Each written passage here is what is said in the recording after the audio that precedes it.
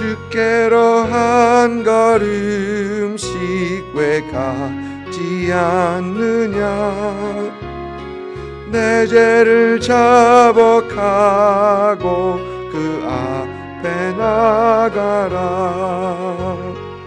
한 걸음씩 한 걸음씩 주께 나오라. 주님께 아뢰이면 너 복을 받으리라. 값없이 주는 은혜 너 거절 말아라.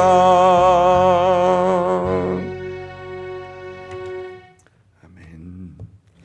에스겔서 5장 1절부터 17절까지 5장 1절부터 17절까지 우리 같이 읽습니다. 너 인자야, 너는 날카로운 칼을 가져다가 삭도로 삼아 내 머리털과 수염을 깎아서 저울로 달아 나누어 두라. 그 성읍을 에워싸는 날이 차거든 너는 더럭 3분의 1은 성읍 안에서 불사르고 3분의 1은 성읍 사방에서 칼로 치고 또 3분의 1은 바람에 흩으라. 내가 그 뒤를 따라 칼을 베리라. 너는 터럭 중에서 조금을 내 옷자락에 싸고 또 그 가운데에서 얼마를 불에 던져 사르라. 그 속에서 불이 이스라엘 온 족속에게로 나오리라. 주 여호와께서 이와 같이 이르시되 이것이 곧 예루살렘이라. 내가 그를 이방인 가운데 두어 나라들이 둘러 있게 하였거늘 그가 내 규례를 거슬려 이방인보다 악을 더 행하며 내 굴레도 그리함이 그를 둘러 있는 나라들보다 더하니 이는 그들이 내 규례를 버리고 내 율례를 행하지 아니하였음이니라. 그러므로 나 주 여호와가 말하노라. 너희 요란함이 너희를 둘러싸고 있는 이방인들보다 더하여 내 율례를 행하지 아니하며 내 규례를 지키지 아니하고 너희를 둘러 있는 이방인들의 규례대로도 행하지 아니하였느니라. 그러므로 나 주 여호와가 말하노라. 나 곧 내가 너를 치며 이방인의 목전에서 너에게 벌을 내리되 내 모든 가증한 일로 말미암아 내가 전무후무하게 내게 내릴지라. 그리한즉 내 가운데서 아버지가 아들을 잡아먹고 아들이 그 아버지를 잡아먹으리라. 내가 벌을 내게 내리고 너희 중에 남은 자를 사방에 흩으리라. 그러므로 나 주 여호와가 말하노라. 내가 나의 삶을 두고 맹세하노니 내가 모든 미운 물건과 모든 가증한 일로 내 성소를 더럽혔은즉 나도 너를 아끼지 아니하며 긍휼을 베푸지 아니하고 미약하게 하리니 너희 가운데서 3분의 1은 전염병으로 죽으며 기근으로 멸망할 것이요 3분의 1은 너희 사방에서 칼에 엎드려질 것이며 3분의 1은 내가 사방에 흩어버리고 또 그 뒤를 따라가며 칼을 빼리라.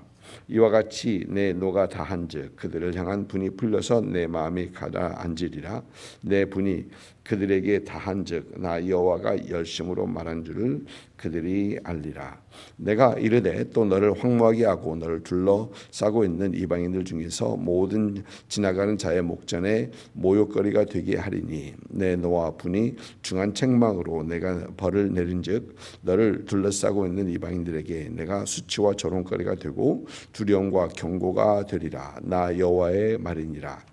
내가 멸망하게 하는 기근의 독한 화살을 너에게 보내되 기근을 더하여 너희가 의뢰하는 양식을 끊을 것이라.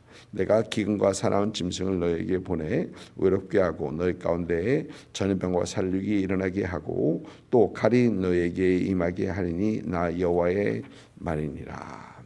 아멘. 오늘 말씀에서는 하나님께서는 이제 에스겔 선지자에게 날카로운 칼로 머리와 수염을 다 깎으라고 하십니다.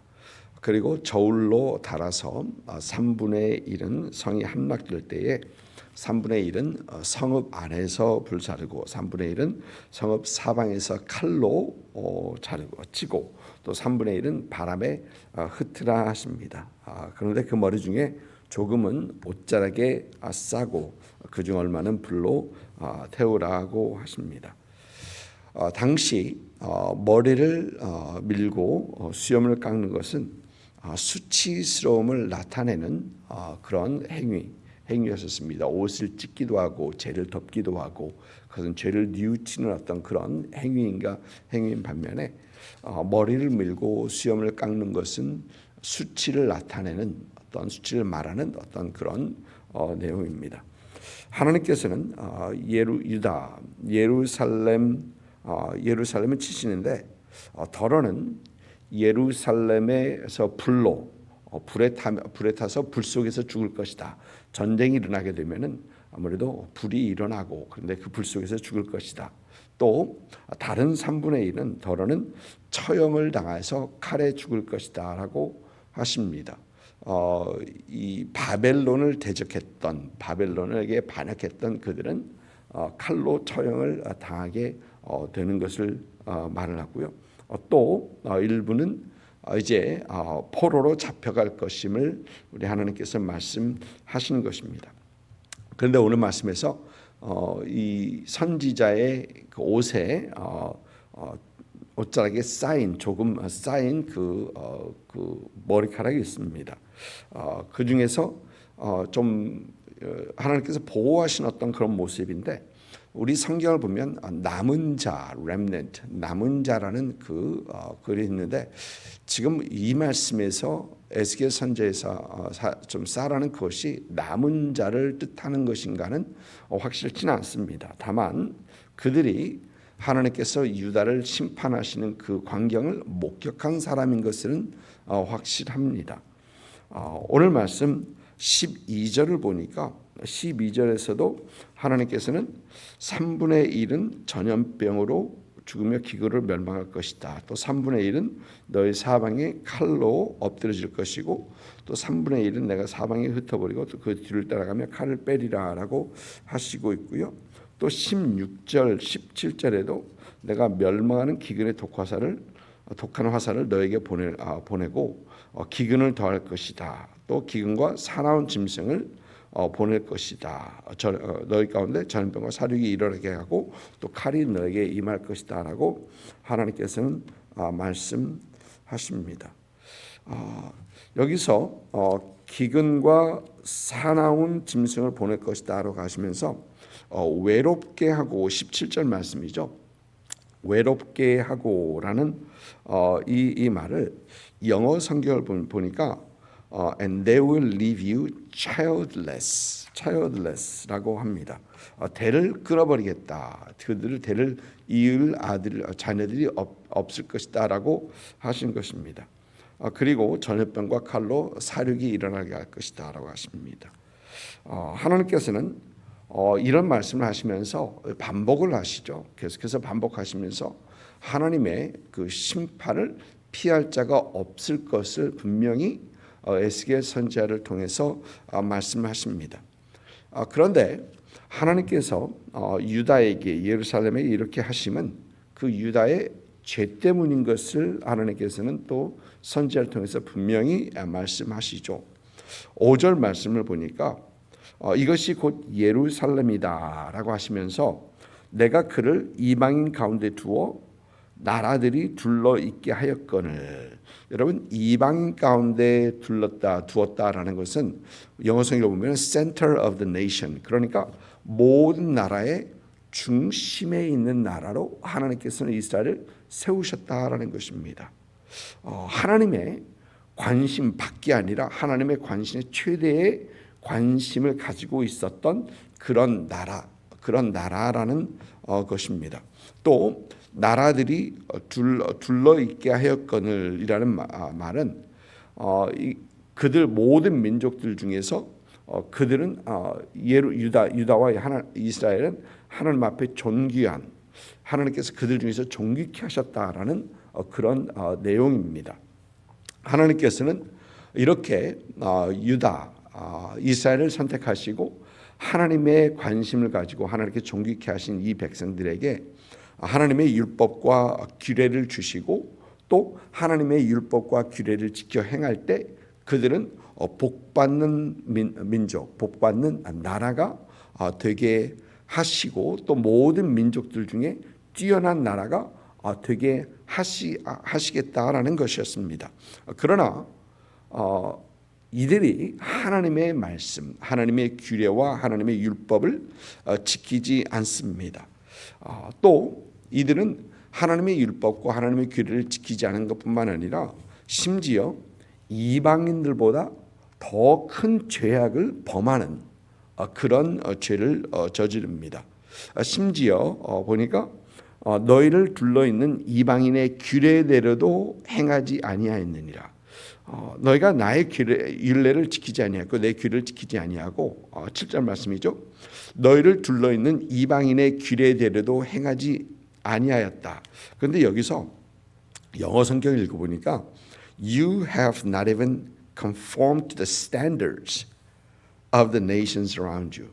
그러니까 주위에 있는 나라들의 그 정의와 공의의 수준에도 그들이 지키는 수준에도 미치지 못했다라는 것입니다.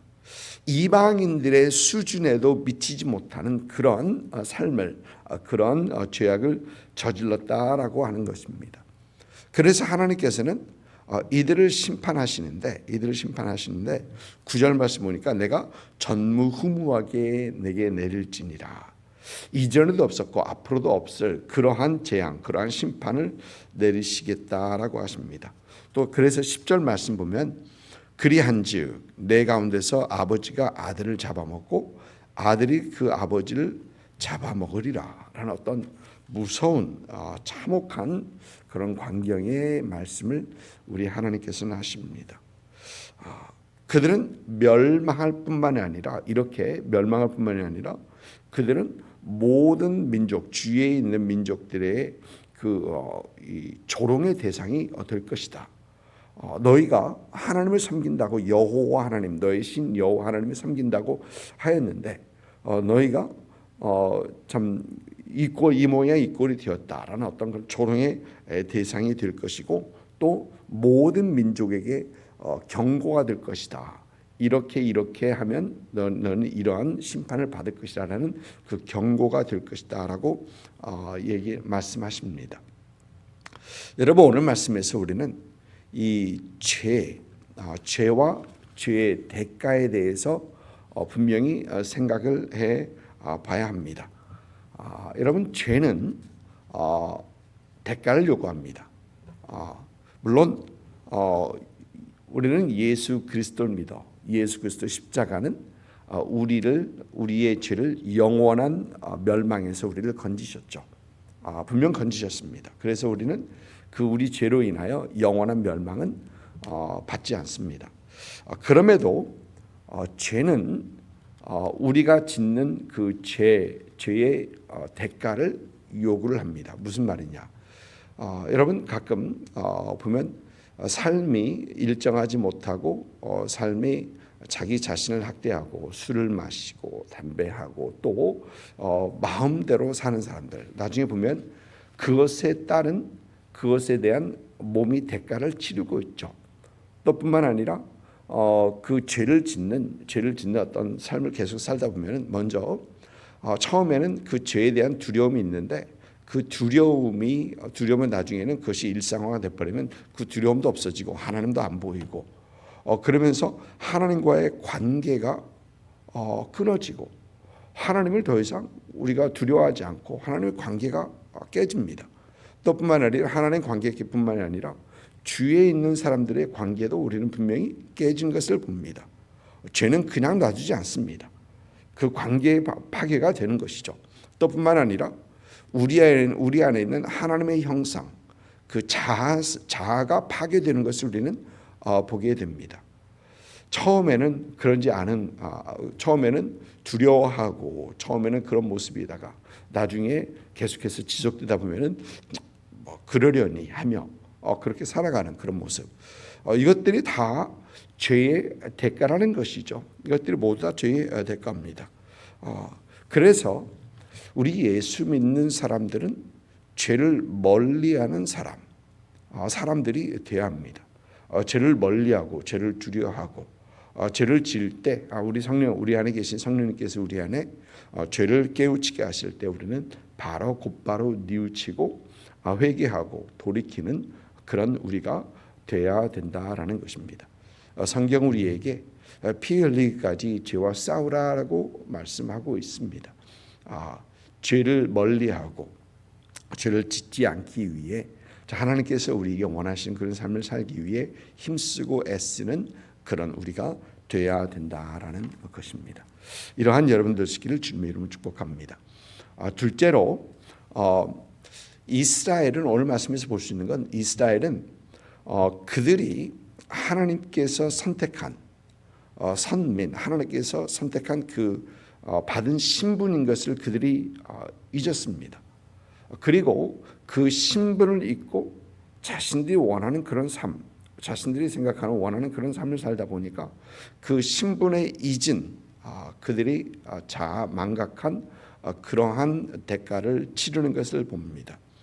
하나님께서는 이스라엘을 택하시고 하나님께서 택하신 그 사람들은 하나님의 영광을 위한 삶, 또 하나님의 이름을 온 천하에 알리는 그런 삶을 위해서 하나님께서 그들을 분명히 선택하셨는데, 그러나 그들은 그런 삶을 살지 못하고 이방인과 같은 삶, 이방인보다 더한 삶을 살고 있었다라는 것입니다. 여러분, 처음부터 이것이 보이는 그 모습은 사실 이스라엘 백성들이 사무엘 시대 때 왕을 요구하는 어떤 그런 모습에서 보이기 시작합니다.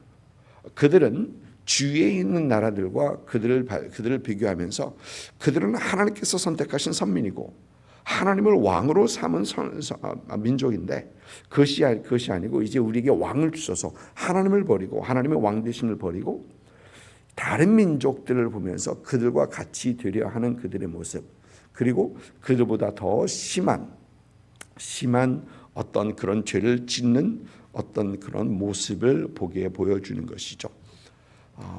여러분, 우리 그리스도인들은 이 세상에서 빛과 소금의 직분을 사람들로 우리는 부르심을 받았습니다.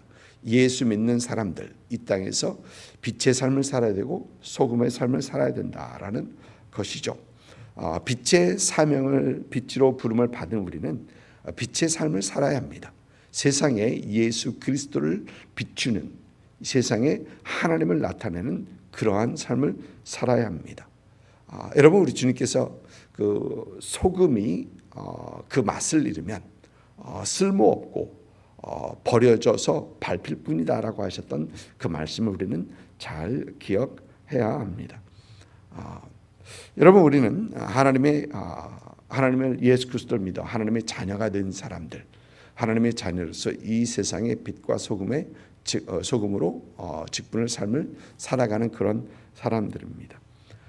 하나님의 자녀의 삶을 우리는 살아가야 한다라는 것이죠. 그렇지 못할 때 하나님의 교회가 세상으로부터 조롱을 받을 수밖에 없는 그런 하나님의 교회가 된다라는 것입니다. 우리는 죄를 멀리한 뿐만 아니라 우리는 하나님께서 우리를 부르신 그 사명, 하나님께서 우리에게 부르신 그것을 우리는 다시 한번 잊지 않고 다시 깨닫고 그 하나님의 우리를 부르신 의도와 목적을 다시 한번 기억하고 빛과 소금의 사명을 살아가는 그런 우리들. 그러므로 재앙과 심판이 아니라 우리 하나님의 이름을 나타내고 우리 하나님 앞에 더 큰 영광 올려드리는 우리의 삶이 되어야 합니다. 이러한 여러분의 삶이 될 수 있기를 주님의 이름으로 축복을 드립니다. 기도하겠습니다.